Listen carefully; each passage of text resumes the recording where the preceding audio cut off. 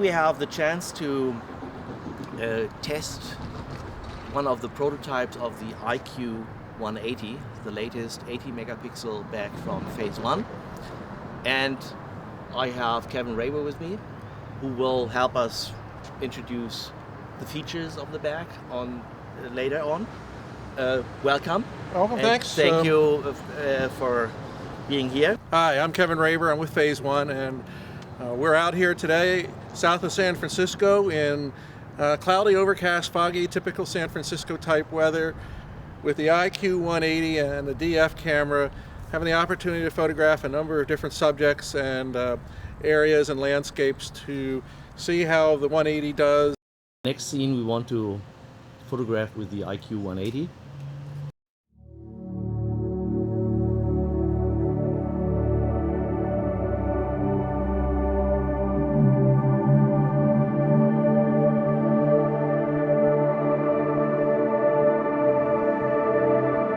This is the next stop, a lovely Jimi Hendrix mural, and we should really see and enjoy the detail out of this mural shot with the IQ180.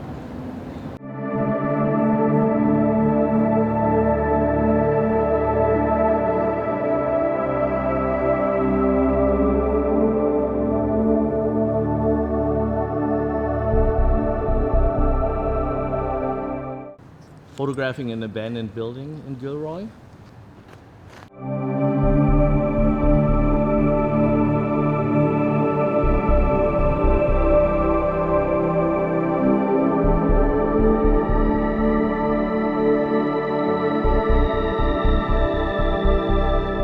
A wonderful mural building in Gilroy. We should be able to read the meters and save PG&E some time.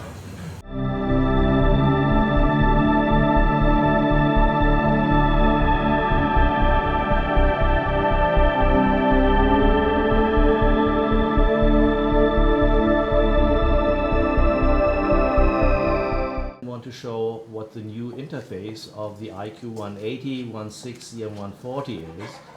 And Kevin is so nice to explain it because he knows it better than anyone else. So Kevin, why don't you explain it? Hi, well thank you. It's quite a pleasure to be here, and we've had a great day photographing, and we'll show you a little bit about the interface and how we use it to do some pretty nice photos today. We've certainly put the digital back through its test, and I'm sure you'll see some sample images and reports on the website. Let's go through a little bit about what the back is here and how it works. First off, we have a power button.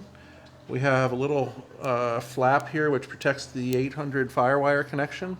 The back can work on 800 and 400 FireWire connection tethered to a computer, as well as USB 2 and USB 3. The back contains 4 buttons, very similar to the P Plus series back, so you can use the back in the traditional manner you're used to. This is good in an environment where you might be wearing gloves or you just want to work the old-fashioned way. However, the big difference is the preview screen, which you see here. Preview screen is a very high-res screen, about 3.2 inches, around the same resolution as an iPhone. So if you're familiar with an iPhone, you know the kind of resolution you're going to be able to see here. Now we've taken this wide screen, and it's a wider screen than normal, and not only put the preview image up here, we have 2 areas where we have a histogram and a highlight warning area, and these actually serve as buttons, so I can just touch that real quick and bring up the histogram. I use the X button to take me back to where I was, or in case if I have highlight warnings, and you can see in this particular shot now, the fluorescent lights are blinking red, so that's your highlight warnings, and to get rid of that, you just kind of touch one more time. In addition to this preview screen, we also have a thumbnail browser. And the thumbnail browser is very simple. We touch that, and we can kind of scroll depending on how fast we want, as basically using your fingers in a flicking motion. And you can come down, pick a picture you'd like to look at, tap it, and bingo, it comes up. And you can also do flicking and preview movement this way. Now, we also have a 100% focus feature. In the final version, this is a prototype that we're looking at, we'll have a live view, which will be about 3 frames per second, which if you're working on a technical camera, you'll be able to pretty much be able to do live focusing using the open lens on a technical camera. And there'll be also a focus mask, and a focus mask allows you to see the area that's in focus, kind of as a focus check. That feature is actually in Capture One, so if you'd like to see how that works, essentially get a copy of Capture One and look at it. What's really nice here, and there's a lot of power built into this back in the regards of processing power, is the fact that with a double tap, I can go up to 100% and see my image, and I can move the image, whoops, I can go to 100% and very quickly it'll focus. And then I can move and scroll around the image and take a look at how my focus is.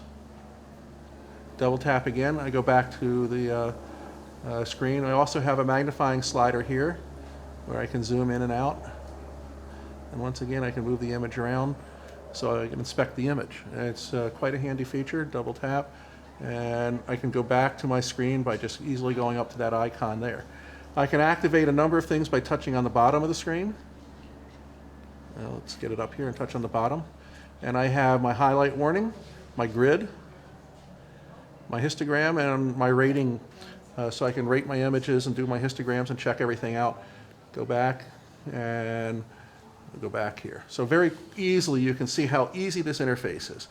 There's no reason to have a manual.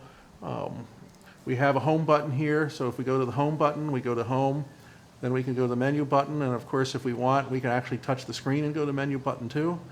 And let's just say we wanted to configure this card, we would go here, and then we would actually pick format card, and away we go. So the menu button is very easy. All the menus are actually scrollable, and I can scroll down using these buttons at the same time. So this is quite the back. It's very fast. It's been a pleasure to work with. We have some really good images which will come up on the website, and I hope you get a chance to try it. Our dealer network throughout the United States and the world will be having open houses and previews of these backs over the coming weeks and months.